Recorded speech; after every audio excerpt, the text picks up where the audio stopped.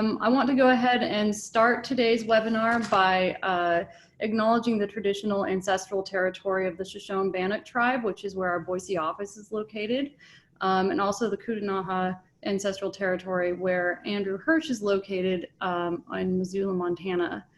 And before I introduce Andrew, I'd like to also give special thanks and deep gratitude to SoNaw and the SoNaw Fund. She is a member of the Shoshone-Bannock tribe, and she is an accomplished businesswoman, author, philosopher, educator, and philanthropist, and her generous support has helped Advocates for the West achieve some really critical successes in the last couple of years, including stopping oil and gas lease sales just outside of Bears Ears and Canyons of the Ancients National Monuments. Really important work. We're really pleased and honored to have her support. So I want to give deep gratitude to SoNaw. So turning to Andrew, who will be our presenter first off here. Andrew will be a third-year law student at Vermont Law School. He has his graduate degree in, Andrew, is it climate systems? Is that what you said it was at your grad degree? Systems ecology. Systems ecology. Okay. This is all. The label really means much. I know. Yeah. Well, we're really pleased to have you here. Andrew is supposed to be our summer law clerk over in our Portland office, but due to social distancing and quarantine and all of that, he is still in Missoula, so working remotely for us. So it's really nice to have that opportunity and that ability to have Andrew working with us regardless of location. So we're pleased to have him here. And just so you all know the way that this works, I'm going to hop off so that I can really focus on your questions as they come in. And then I'll come back on toward the end of the presentation and kind of send us out. But Andrew, I'm going to hand it over to you. Okay, actually, I think I'm going to do the first introduction part of it. So what we wanted to do today is dig in a little bit more on how Advocates for the West uses science and law in order to protect our Western landscapes and to protect the fish and wildlife and the clean water that we care about so much. And we've been doing thinking and analysis of climate change impacts on our landscape for a long time. Way back in 2008, I remember sponsoring a SaveTheWest.org get-together at Greenfire up on the East Fork of the Salmon River, where we talked a lot about what climate change means for the ecosystems that we work to protect and how can we use climate change as part of our advocacy moving forward.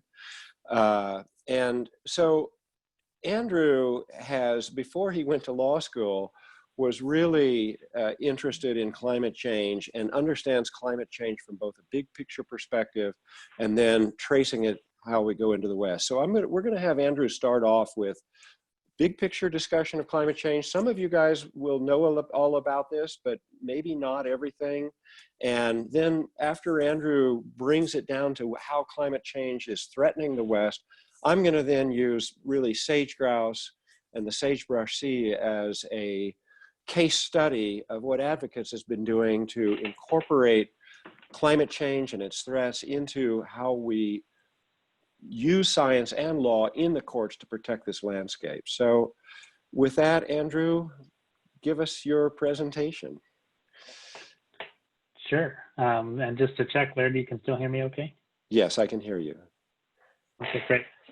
So yeah, Laird sort of wanted me to talk a little bit just about the general ways the climate is impacting Western landscapes, which is what Advocates is striving to protect. And then, you know, more and more as time goes on, climate change needs to come up in court, and we need to start translating for the general public, for land managers, for people like judges, why does climate science matter?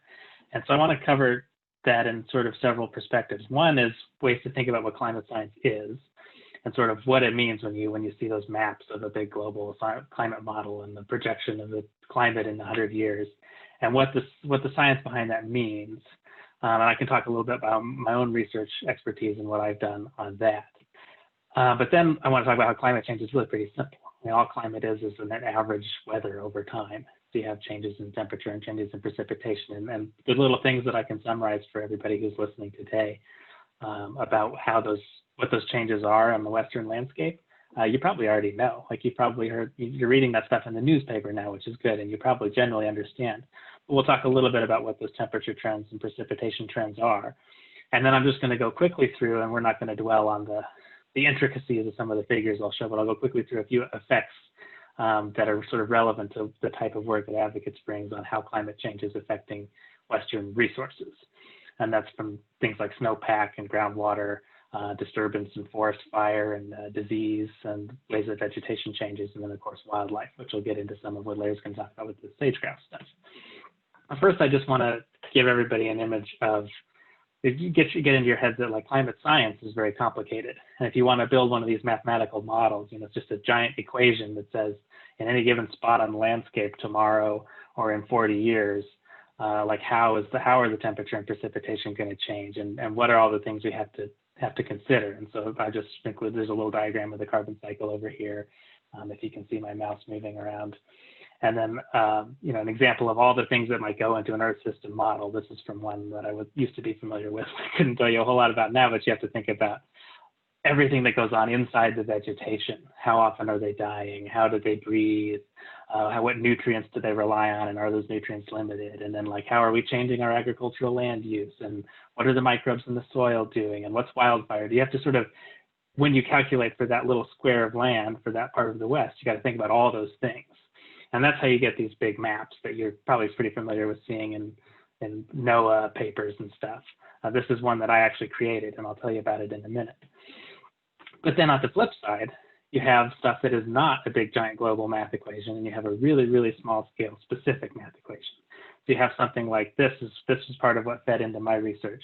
You literally just jam a PVC pipe into the ground, and you cap it with like it used to be a balloon more like, and now it's these kind of fancy little chambers that are connected to a reader. And this thing just analyzes the gas that collects in that bottle that's been jammed into the soil. You take a lot of these measurements and you see, well, how is the soil breathing? And that was the subject of my research. And people have come up with a lot of really complicated equations, which I've just sort of given you some examples of on the right here, of what's going on underneath the soil. What are all the little microbes eating? How quickly are the roots breathing? How quickly are the trees growing in order that the roots are breathing? And like how much of the tree growth is coming out through the soil versus through the leaves, in the way that they breathe, expel carbon dioxide into the atmosphere. And how do we account for that in those big global climate models like these back here? And so there's these two really complicated scales. One is the detailed scale of how do we model something really specific, some really specific ecological process. It could be this, it could be how a bark beetle functions and reproduces. It could be how, something a little larger like a snowshoe hare and how they react to climate change. There's lots of scientists doing really specific stuff. And then there's lots of scientists doing really complicated and broad stuff. But for those of us in between who are worried about climate change affecting us and our ecosystems and the cases we're going to bring to court, we have to find somewhere in between to translate all that. But before I talk about some of those effects west-wide and some of those effects on wildlife and things that I'm not actually an expert in, I thought I'd share a little bit of my expertise just so you know where I'm coming from. This is some of what came out of my graduate research, and just sort of help cabin that this is where my knowledge really lies, and then the other things I'll share with you are just things that I've read up on. So what I did was I took a bunch of these measurements, thousands of them from all around the globe. And I tried to say, well, if we're going to take these really, really small scale measurements and we're going to take them and we're going to feed them into something that's this big, how accurate is that thing going to be? So here's a map of where they all were. And I took them and I said, let's try all these different types of equations, types of mathematical models for how that soil is going to interact with the atmosphere. And there's some open questions. So like in this graph, what a lot of models will do is say, just like with temperature, if the soil gets hotter, it's going to breathe out more carbon dioxide. That's a pretty typical reaction. And a lot of them will say, well, if it rains more and there's more precipitation and the soil moisture increases, we're probably also going to get more carbon dioxide belched out into the atmosphere, which is something we need to account for when we do our long-term climate models. But one of the things we wanted to ask in this paper was, a lot of people assume this red line is going to happen where you get more precipitation, you get more respiration, which is breathing carbon dioxide out of soil into the atmosphere. But some of those models, like this map here, say, no, maybe it's going to look more like this. And at a certain point, the soil moisture is going to saturate the soil and it's not going to breathe as much. So we wanted to try some models that had more of that math incorporated. And then we spit out some maps like this. And what's really interesting, to someone with a science background like me is, well, what does this tell us about where we can improve our models? I'm not saying that, right here in Montana where I am right now, tomorrow or in 20 years, the soil is going to breed this much. That's not as much what I'm interested in making these maps. More what I'm interested in is saying, when we change the equation, where do we see our errors? So like this little gray bar here is the error relative to the soil respiration that we modeled. And so like up in the Arctic, we don't have as many measurements as we had down here. So it's, we have the error relative to the mean is like half, which means we're really uncertain about what's going on there. And the difference in the tropics between here and down here is so big, we have to figure out, well, what's wrong with, what do we need to do to account for those changes? So that's sort of where I'm coming from with a question of how do I understand, how do I think about climate modeling and the complexities of climate science? But then, like I said, climate change itself is a pretty simple process. Everybody understands that, well, I hope everybody, we're all starting to learn, and some people have been slow to it, but we've been told about the greenhouse effect and how we belch a bunch of carbon dioxide and fossil fuels into the atmosphere. We get changes in temperature and precipitation. And all climate is on the long, is average weather over a long period of time. What's the temperature like? What's the precipitation like? What are our seasons like? And then to a modeler, you might think about some more things like vapor pressure and humidity and stuff, but temperature and precipitation are the big ones. So here's an example of, like, in the West, this is what we've observed. This comes from a US climate change synthesis report that I think was published in 2014, or even just what we've measured over the past 60 years has been huge increases in average temperature over the year. And then we can project that out into the future. So this is from that same report. And there, some of the really important changes are what happens if we mitigate climate change in this left-hand scenario and we reduce our emissions, and what happens if we don't. We obviously get a lot hotter, a lot more temperature change over the long term. But importantly, like what I want to highlight on this chart is this rapid emissions reduction scenario where we do everything we can. Even in that situation now, on our coldest days of the year, they're significantly warmer than they used to be. There's not a lot we can do about that at this point, and that's going to come up again in a minute. And that, so that has an implication for frost. The frost season has already been observed to change by on the order of weeks now, which is shown in the left here. And then if we project that out into the future in a higher emission scenario, which you can see all the red in this chart on the right, we could have up to 80 days or more over the next 100 years of decrease in the length of the frost season, which has a lot of ecological implications.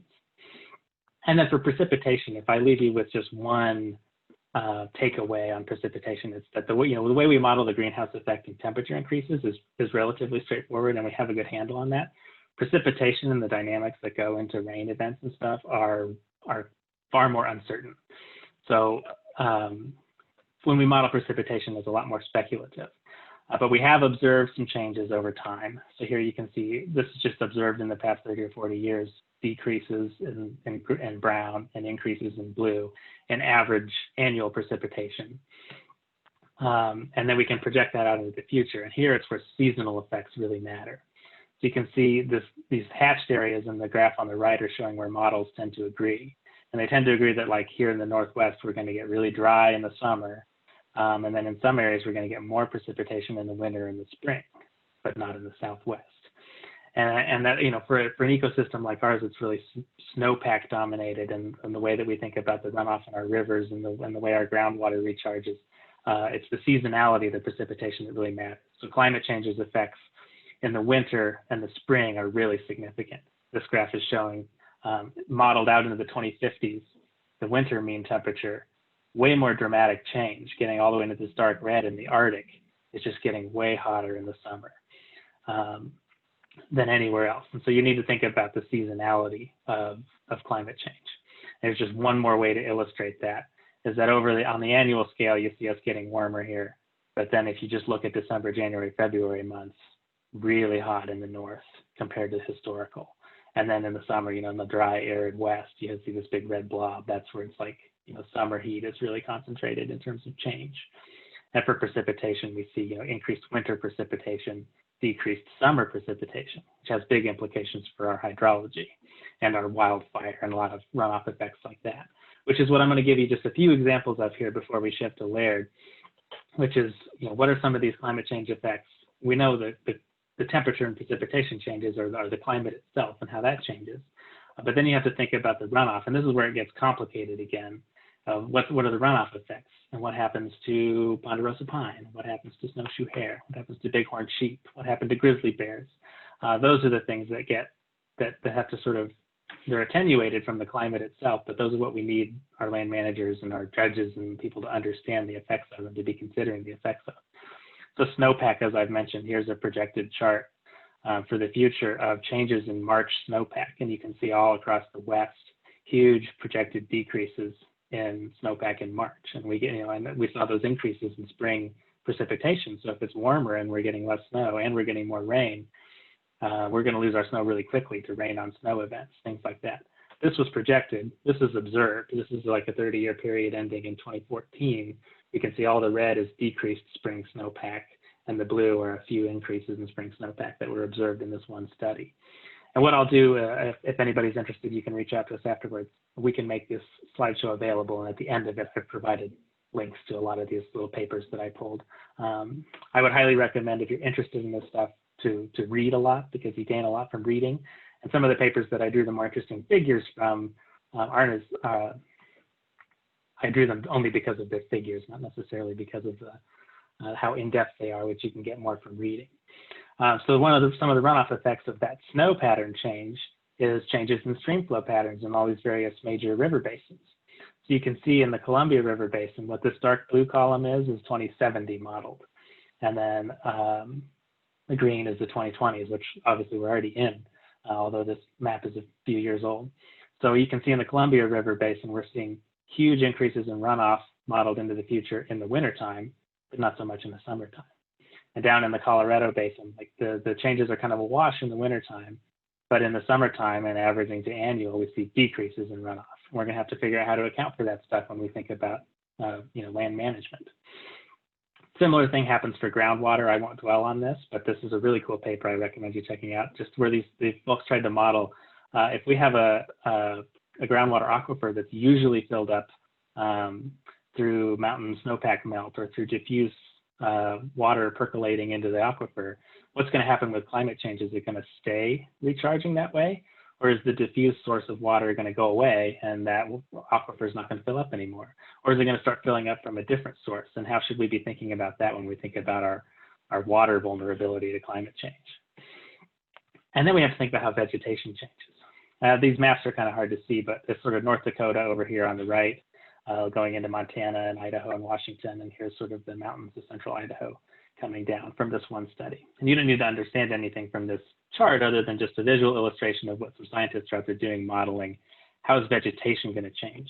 So every color is, it might be sagebrush steppe or dry ponderosa pine larch forests or wetter mixed conifer forests. And they've got them each a different color, and they said, well, if we project out into the future, and these four are the lower emission scenario, and these four are the super high emission scenario, and depending on what we do with wildfires, the vegetation could change dramatically due to climate change.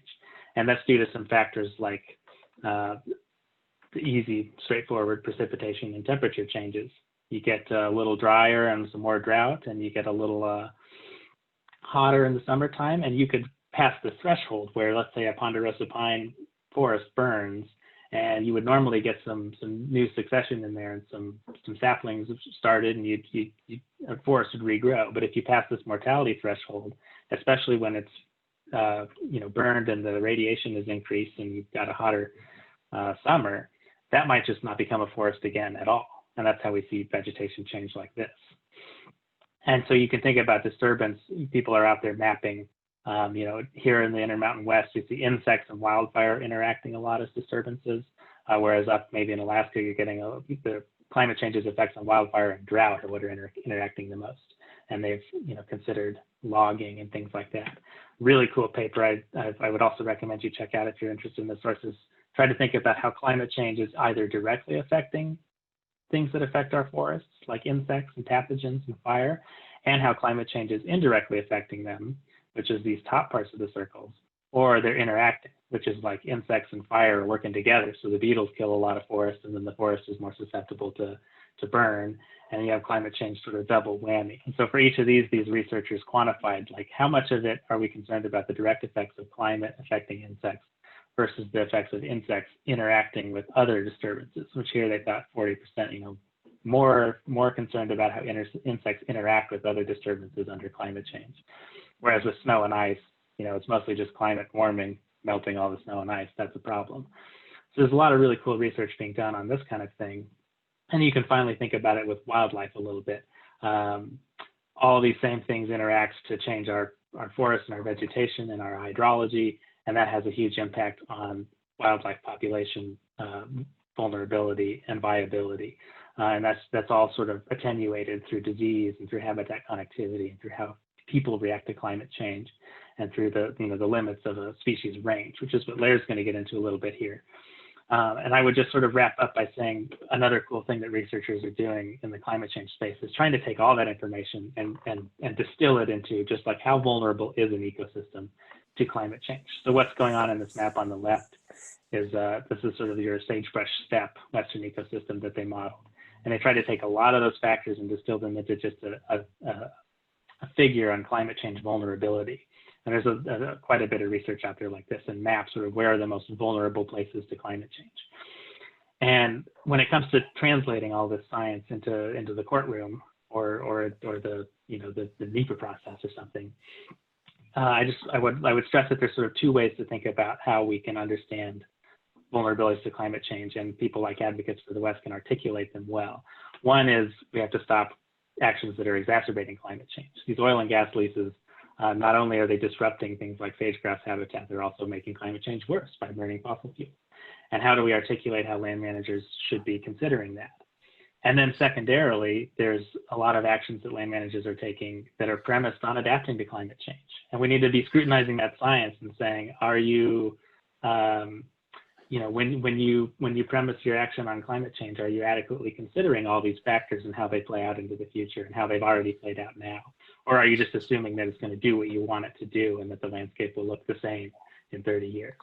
Or alternatively, are the agencies maybe not considering climate change enough and taking actions that are premised on assumptions that don't play out well in terms of climate change? And it'll be for a role for folks like Advocates for the West to say, to hold them to account and to say, we want to take this climate change science and make sure that it's being used appropriately, make sure that it's being used at all, and make sure that these impacts on climate change on the West and the resources we care about are actually being adequately considered and adequately cared for and safeguarded. So now Larry's going to talk about how that's actually played out in the courtroom a little bit at Advocates. All right, that's really cool, Andrew. Thank you so much. And I just want to thank Andrew for, sharing with us what he's done. And I just want to also say that Advocates for the West, one of the things I love about us is attracting young people to become the next wave of environmental warriors, of litigators, of scientists, and to see somebody like Andrew who's put so much into learning the science of this, and now he's going to turn it into advocacy as being a lawyer, entering his third year at Vermont Law School next year. And you got a bright future ahead of you, Andrew. This being able to marry science and law together, I think is really powerful for environmental lawyers. So thanks. So I want to give just one kind of case study. We've talked about sage-grouse in some of these presentations in the past, but I want to continue to emphasize the theme of how we bring science into the courtroom to look at some of these issues. And so and Andrew's going to be running these slides for me. If you could go to the next slide, Andrew. Nope, it should be, yeah. So the sagebrush sea, this is similar to the last one he put up, and it's just to help orient all of us again. The sagebrush sea, the sagebrush ecosystem, the sagebrush steppe, the sagebrush biome, many words for it, but it's what used to be 250 million acres of sagebrush across Western North America, including the United States and Canada. And this is a representation of where it is in the Western landscape that Advocates for the West deals with. And of course, the sage-grouse has been the species, the umbrella species, the keystone species that we've used to try to protect this large portion of the West, this large ecosystem. And the sage grouse relies entirely on the sagebrush habitat for all of its habitat and food needs throughout the year. So if you can protect the sage grouse and what it needs from a habitat point of view, you're protecting the larger ecosystem. And there's like 350 other species of birds, reptiles, mammals, and others that rely on the same habitat. So you get a lot of bang for your buck from an ecological point of view if you can protect this large landscape. So beginning in about 2000, Todd Tucci and I really started working with scientists to articulate ways to protect sage grouse and bringing different levels of litigation, Endangered Species Act listing, federal land management plans, and specific management decisions, and we've been doing it since then. So if we could go to the next slide. One of the, you're able to push it forward there. So, and I'm going to summarize a lot of our work, but during the period from about the mid-2000s until 2015, a big focus of our work was on forcing federal agencies to elevate protection of sage grouse in their planning processes. The federal statutes that govern BLM, Forest Service, and others require that they have long-term land management plans, and their management decisions are supposed to be hinged to those plans, and the management plans are supposed to look out 20 years into the future and provide for continuing habitat and populations of wildlife and fish and wildlife.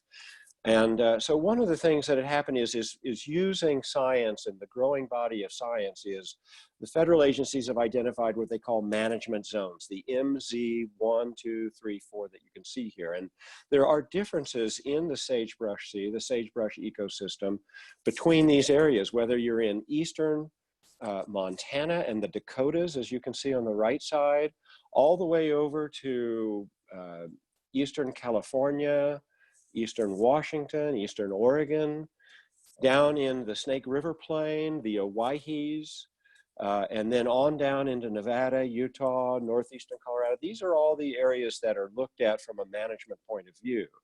And within there, we have, through our litigation, we forced the Forest Service and BLM to do a land use planning process that culminated in 2015 with new land use plans to identify priority sage grouse habitats for protection within these management zones. So if we could go to the next slide.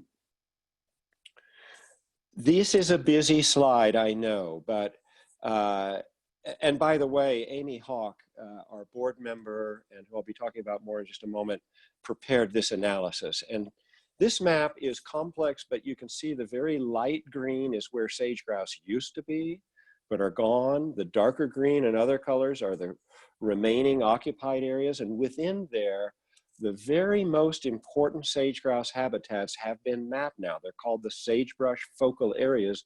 They're shown in purple. And so if you're thinking about how do you protect sage grouse across the landscape, the science says very clearly the sagebrush focal areas must be kept intact, not disturbed, not fragmented, not opened up. And you can see where they are. They're in central and southwestern Wyoming. Big threats from oil and gas. They're south of the Snake River in Idaho, the Owyhees, which are relatively protected from a lot of threats like oil and gas, but do have significant threats from hard rock mining, livestock grazing, and others. And you can see where across the map, the brown areas are also priority habitats. They're just under the sagebrush focal areas in terms of their importance for protecting sage grouse.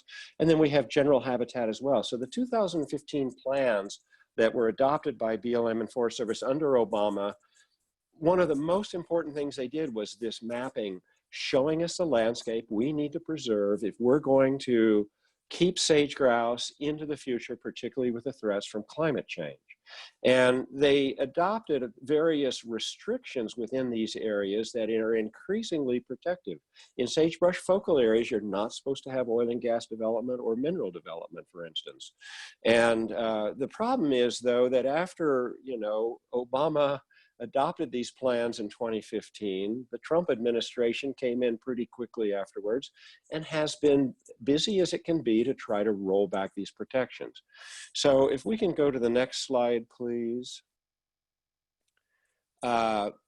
Some of the threats that are facing sage grouse are exactly what Andrew was talking about before, the changes in maximum temperature. This is overlaying with sage grouse habitat changes in temperature that have been observed from 1980 up until recently. And the increase in temperature becomes a real problem. It changes the way vegetation grows, as Andrew was indicating. The sagebrush communities are going to be changing their location. Some places they used to be, it may be too hot.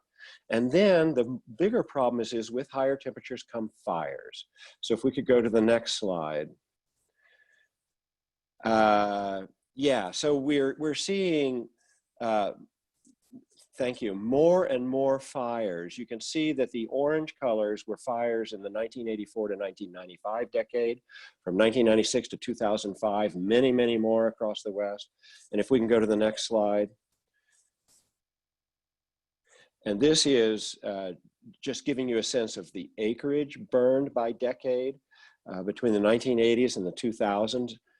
Really large increases in areas being burned. That's a significant threat to sage grouse that is directly related to climate change. So if you're a land manager planning for the future to conserve sage grouse and their habitats, you've got to address where will the areas be that we can protect moving forward. Can we go to the next slide?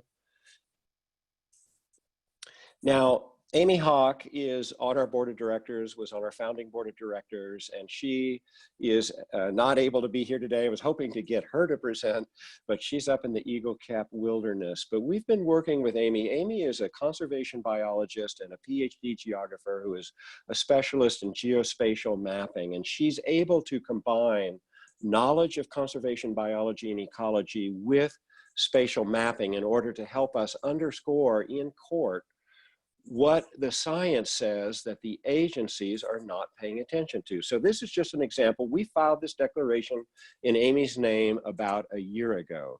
The Trump administration came out in April of 2019 with land use plan rollbacks, the sage grouse plans that we were just looking at, reducing the areas of protection, reducing the amount of protection, and they basically had no science. It was politics saying, the states don't like it, oil and gas doesn't like it, we're not going to do this, but they asserted that their changes in the plans would not hurt sage grouse at all. In fact, they would help sage grouse, but they had no science. So we had this long, detailed declaration from Amy, and as I just am kind of showing here, it's difficult to explain, but as she says here, the portfolio theory and the 3R framework is one of the basic tenets of conservation biology of how scientists look at wildlife populations to analyze threats to them and how are they going to respond to the threats. And the 3Rs, if we could go to the next page, the 3Rs are representation, resilience, and redundancy. There's different analysis that goes into that to evaluate how well distributed across the landscape may a species be, how vulnerable are their populations to individual stochastic events, fires or what have you, how can they provide for continued genetic interchange. So you need to, in general, you need to have core habitat areas and connectivity between them. And those are both issues that are really affected by climate change that the agencies need to look at, but haven't. So if we could go to the next slide, please. What Amy did in this declaration for us was she started looking at the priority areas and how they were going to be impacted by the Trump changes. And within the sage grouse range, you can start to identify how well represented across the landscape are they. That gives you a sense of the most important areas as well. And the next slide, Andrew. Hope we didn't lose you. Oh, there we go. Resilience analysis. This is Amy's analysis of the key sage grouse habitats and how resilient they may be to threats from wildfire in particular. So this gives you a sense of where are going to be the areas that we're going to be able to protect more as we move forward in the face of climate change. Where are the areas that are really going to be threatened? Now, you may have different management responses depending on that. And if you could go to the next slide too, Andrew. and redundancy analysis, which is, again, how will they survive in the face of multiple threats? So if you were to look at all of these slides together, you'd really get a sense of how important central and southwestern Wyoming is, how important the Idaho, Nevada, and central Nevada areas are, the Upper Salmon Basin. These are priority areas of focus for advocates for the West. We use this kind of analysis to help us articulate and identify where we should be putting our efforts.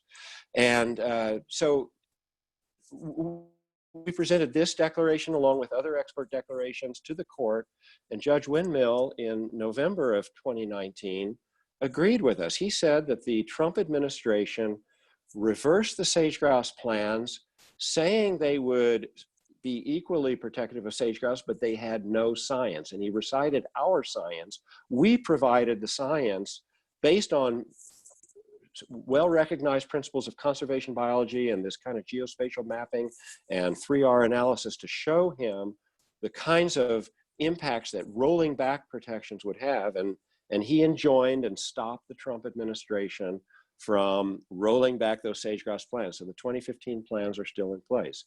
We also have been taking on a major threat to oil and gas, or to sage-grouse, which is from oil and gas. And if we could go to the next slide, Andrew. One of the things that this map shows is the density of oil and gas wells in these management zones in sage-grouse habitats as of 2016. So this is right after the Obama plans were adopted.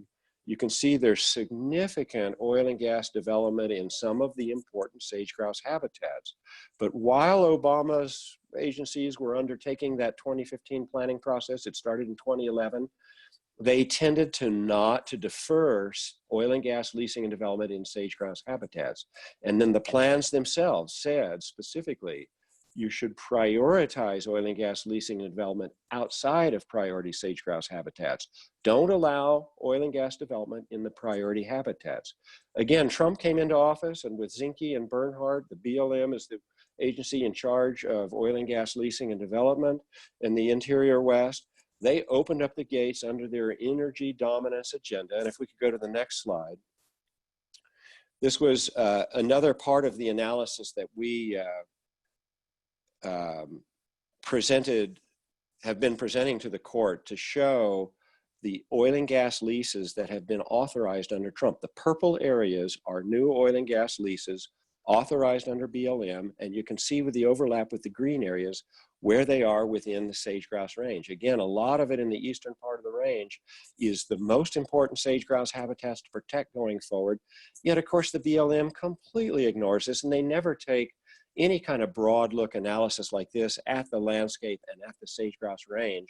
The other part of it is the fires that have happened since 2015. More and more fires, particularly in the western half of the range, which are further fragmenting, further threatening sage-grouse. So if you're evaluating whether to give oil and gas leases, you have to take a look at the conservation portfolio. What will your oil and gas leasing in central or southern Wyoming do overall to sage-grouse and reduce the resilience and the redundancy and the ability of sage-grouse to survive across the landscape when you're having those human threats on top of the wildfire threats? This is the kind of ways we bring the analysis together and present it to the court. And of course, I think as we had described in a recent session, we won a series, we've been winning a series of rulings from the federal courts over the oil and gas leasing and sage-grouse habitat, holding that Trump, again, didn't follow science, didn't acknowledge the science, acted unlawfully, and we had the court set aside in February of this year 1/4 of these leases already. We got another quarter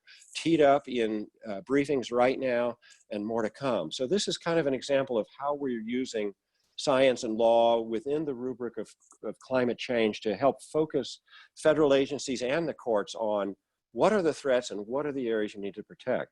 Now, if we can go to the next slide, Andrew. I'm going to wrap up here pretty quickly because I think we want to do questions. But another issue is bighorn sheep, and Lori Rule has been working on bighorn sheep with us for a long time, but this is further analysis that Amy Hawk did recently for Wild Earth Guardians. They asked her to look at core habitats and threats for a number of large species, including bighorn sheep, and as you'll see in a moment, Wolverine. And again, as you take the mapping and look at where their most important habitats are right now, it gives you an understanding of how to focus litigation, attention, and advocacy on these areas. And if we could go to the next map, you can break it way down. This is Rocky Mountain bighorn sheep and California bighorn sheep. This is, you know, you can look at the areas right around us, Idaho, Colorado, Wyoming. Where are the places that are most important? So this helps inform our analysis of how we select cases and bring forward cases in order to protect whether it's bighorn sheep, sage grouse, or many other species. Now, if we could go to, I think it's the last map. This is just another interesting map that Amy Hawk also did recently about Wolverine. Now, Advocates for the West has not really litigated much about Wolverine, but they are an important keystone species in the Northern Rockies. Like others, they require core areas for key reproductive success and other biological needs, and they roam widely. They need to be connected. This particular map is looking at maternal habitat in spring snowpack. Female wolverines den in deep snow to bear their cubs, or whatever they're called. And as climate change is reducing snowpack in the Rockies under the analysis that Andrew presented, the wolverine is going to be facing significant challenges in reproduction. So this kind of map gives you a sense of where are the, where is currently the average snow depth, where are, and which means the most important areas to be protecting and connectivity between them. So Yellowstone to the east, central Idaho wilderness to the west, and how do you connect between them? The centennials, other areas. These are the kinds of things that we use in order to, again, to help prioritize the areas we're working on and to talk with our clients. And I don't know if you want to circle back on this maternal habitat and spring snowpack, Andrew, and your observations from climate change. Yeah, I mean, I would just highlight, so Advocates hasn't litigated over wolverines, but it's important to just bear in mind when you're equipped with all of this climate science, and when you're equipped with really nice analyses like this one from Amy Hawk and Wild Earth Guardians that do a good job of mapping and of quantifying where the critical habitat is and how that habitat is threatened by climate change, then you're armed with a way to protect certain ecosystems from poor management practices or from any sort of threats that might need to go to court. So, just we know that there's, like I showed with some of the wintertime climate changes, there's a certain amount that we can't do. And like, there's a certain amount of wolverine habitat that will be threatened, but it's going to be our job to sort of protect what's left. And if you have an agency action that's going to threaten wolverine habitat in one area that's predicated on the fact that it won't be lost in another, and you can go to court and say, well, look, they really didn't consider the science that climate change is happening, and their assumption that this habitat isn't important because it's replaced by this other habitat just doesn't hold up to the science. It's really important to be equipped with that sort of knowledge to take to someone like a judge. And things like threats that may come from snow machines, over snow machines, logging, roads, mining that would be in these same areas. We know how scarce and important these maternal wolverine habitats are. You've got to keep them off limits and make sure that despite climate change, they'll be protected from other human disturbances as part of the way we would look at it. So Anna, we've gone now for 45 minutes. I think that was longer than we expected. I think we're ready to stand for questions, or I don't know how we want to segue here. Sure. Okay. Well, I just have one question for you all so far from Lynn Lawhi, who until recently was a member of our board, one of our longest standing board members. He was board president for 4 years, and really excellent work. Such an honor to work with Lynn for so many years. He's been with the organization for a long time, and I'm really happy to have you on here, Lynn. So Lynn's question is relating to salmon, which is not surprising. He is sort of our salmon expert, not sort of, very much so. His question is, the identification and protection of river refugia in the lower Columbia and lower Snake Rivers can make a valuable contribution to helping save threatened and endangered Snake River salmon and steelhead. How can we best keep federal agencies, as well as other supporters of the Columbia Basin hydro system, from claiming this practice will solve the temperature problems of those two rivers? What do you think, Laird? That's a complicated question, Lynn. I wish he could sort of dialogue with us on I that. know. So, I don't know if I can. we deliberately focused this one on terrestrial species. There is a whole lot of literature that is growing on climate change threatening both native fisheries as well as the salmonids, the anadromous fish. And, you know, like, again, Amy Hawk, when she was with Trout Unlimited, did detailed analysis of West Slope cutthroat trout, Bonneville cutthroat trout, Yellowstone cutthroat trout, many others. Where are the other areas where you need to protect them? Those headwater areas will become vital refugia for all these fish, and including by providing cold water. But, you know, as you go downstream, I think Andrew's analysis showed that the Columbia Basin may actually see increased water flows under climate change, but that doesn't mean that the temperatures will necessarily improve, because as the analysis indicated, there's going to be more rain on snow, less snowpack, quicker runoff, higher flows. They're going to happen in certain times of the year. And summertime, though, the flows are likely to be really declining, and the solar radiation, whether it's in the reservoirs stacked up behind the Lower Snake and other dams, or just warming the rivers as they come down, is going to be a really significant issue. So temperature is definitely something that Advocates for the West has been putting a lot of work into on the Columbia, and I kind of kept it out of this presentation here, but it's all linked in. So Lynn, I'm sorry, I don't know if I've really answered your question. If you want to follow up, or if Andrew, you have thoughts. Well, we have two other questions Okay. that come up, and if we have time at the end, I think I can actually unmute Lynn if he is able to talk, and we can circle back on that if we have time. So John and Paula Warren have a question about wolverines, and I think either of you can take this.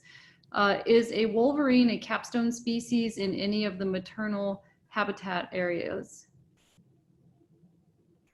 I'm not sure what capstone species means, but I think the answer is you bet.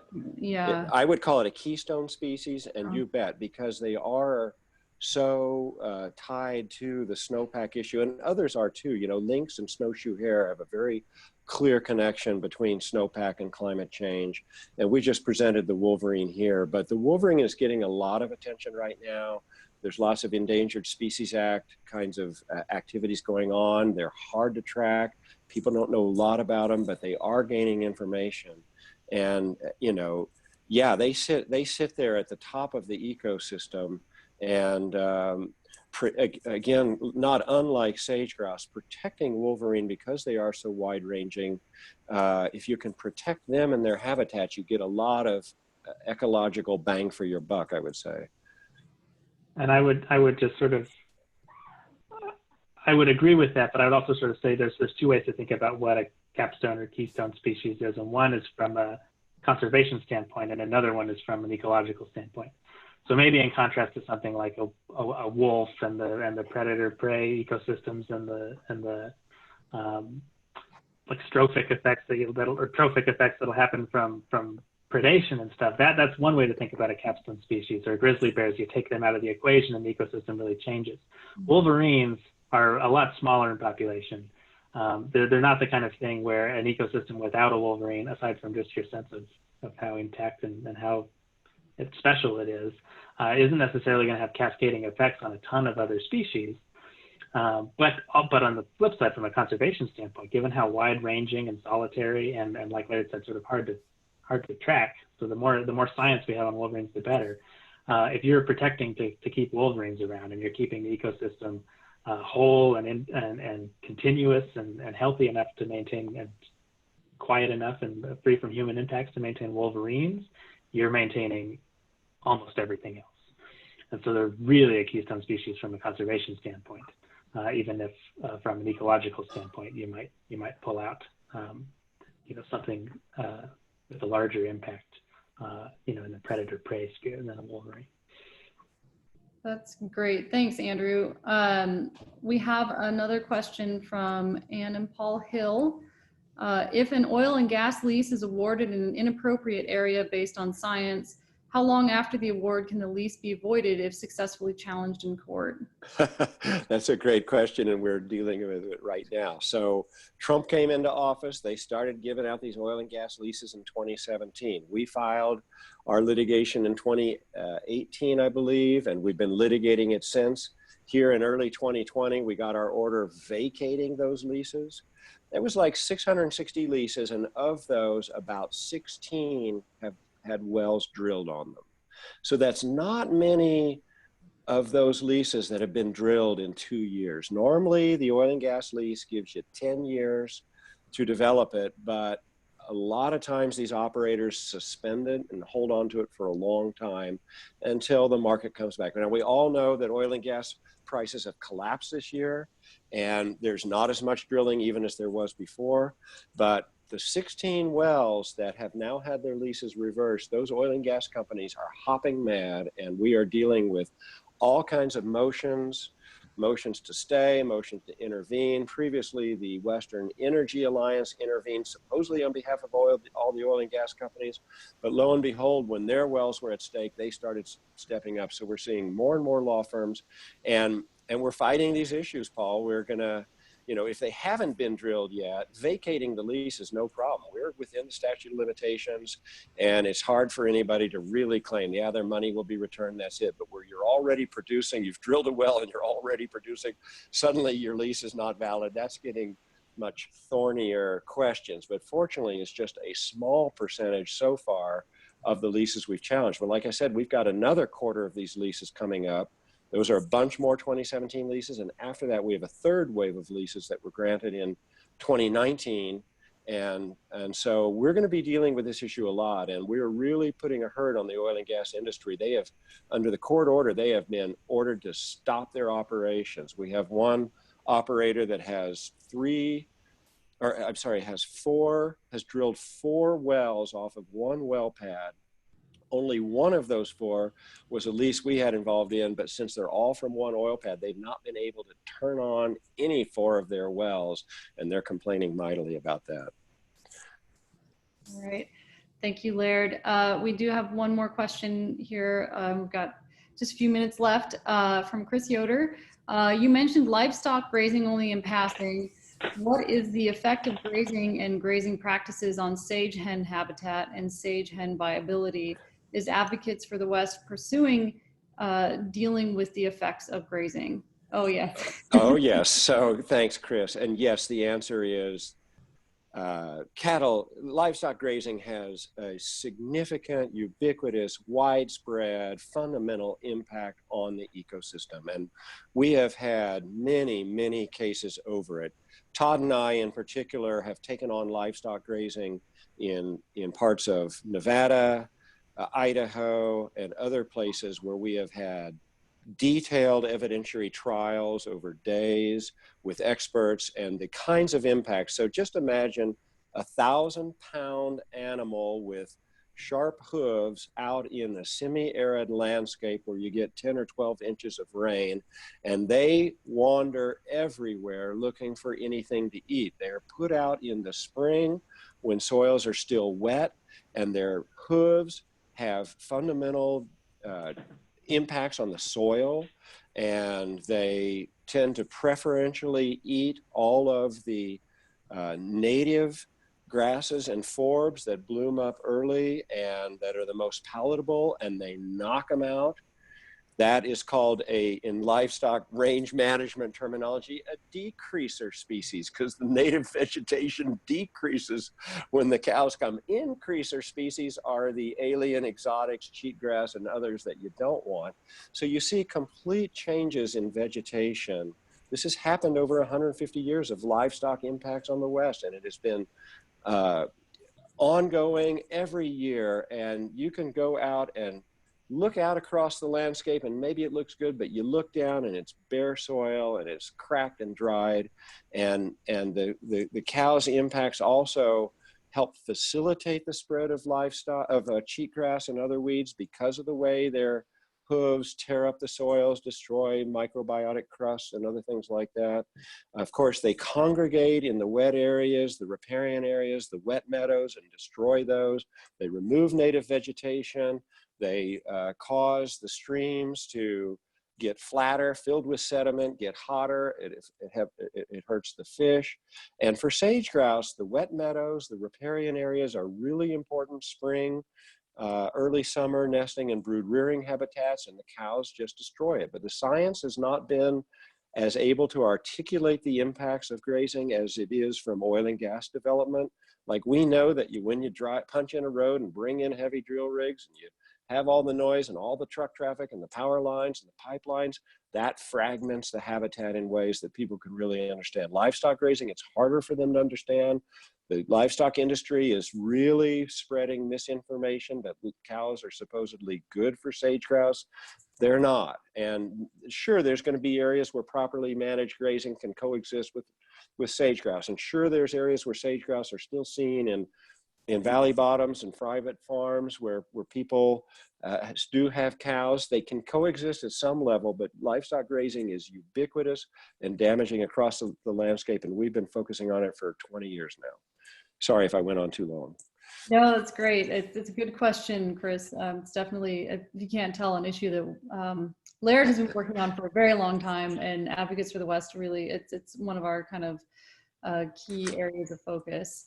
Well, we don't have any more questions. I really appreciate everybody joining us today. I just want to close out really quickly because these folks are on the call. Julie Weston and Gary Morrison put together this beautiful book about monuments in the West. It's called The Magical Universe of the Ancients. It's gorgeous, really, really well done, lovely pictures throughout the book of areas that they went and visited. It's sort of what they call a desert journal, sort of taking off of Edward Abbey's Desert Solitaire.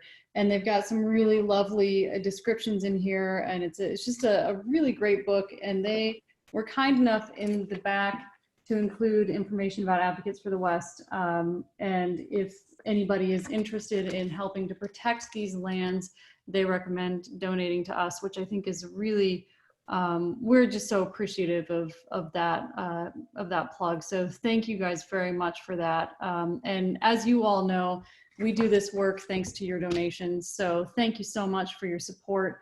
If you feel so moved, we are always accepting donations, and it always goes toward this incredible work that our attorneys do. So thanks again very much for your support and for joining us today.